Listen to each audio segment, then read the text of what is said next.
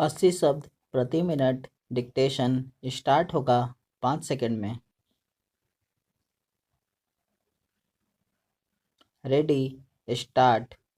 Unlike natural calamities that are beyond human control, avoidable disasters resulting from human error or negligence prove more tragic and completely imbalance the intergenerational equality and cause irretrievable damage to the health and environment for generations to come. Such tragedy may occur from pure negligence, contributory negligence, or even failure to take necessary precautions in carrying on certain industrial activities. More often than not, the affected parties have to face avoidable damage and adversity that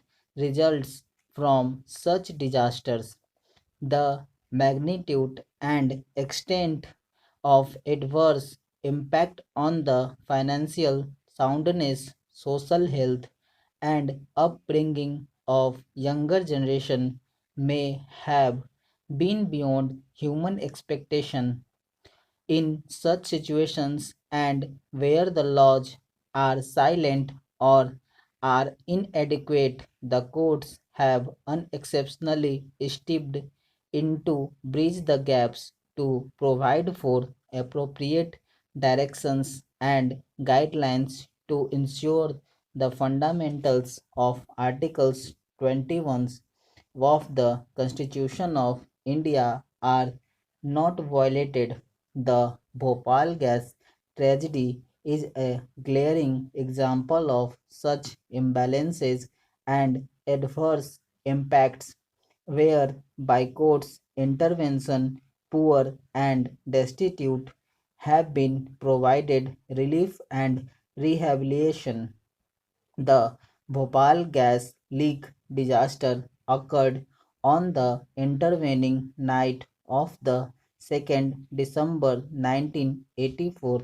Data reflecting the exact number of affected persons was not available initially.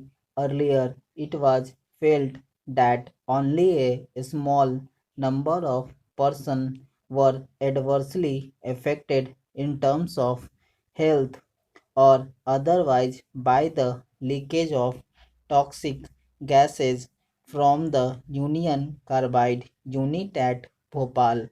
However, the Scientific Commission for Continuing Studies on Effects of Bhopal Gas Leakage on Life System released a report titled The Bhopal Gas Disaster Effects on Human Life Systems in July 1987, which suggested otherwise. This report stated that for the estimated population of 2 lakh exposed to the toxic gases in the severely and moderately affected areas of Bhopal and the variety of long-term problems anticipated in the crisis period, the number of exposures covered so far by the Indian Council for Medical Research through the medical surveys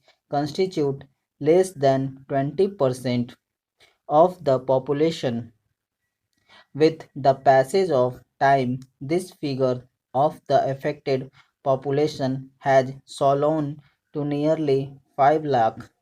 By the same scientific commission, it was also found that in general the output of the medical project so far had not equaled the magnitude of the tasks assigned to them, presumably due to lack of resources, trained staff, as well as physical units. This has to be reminded in the shortest time so that project is completely fully dictation समाप्त हुआ। अगर आपको अच्छा लगे तो like और subscribe ज़रूर करें।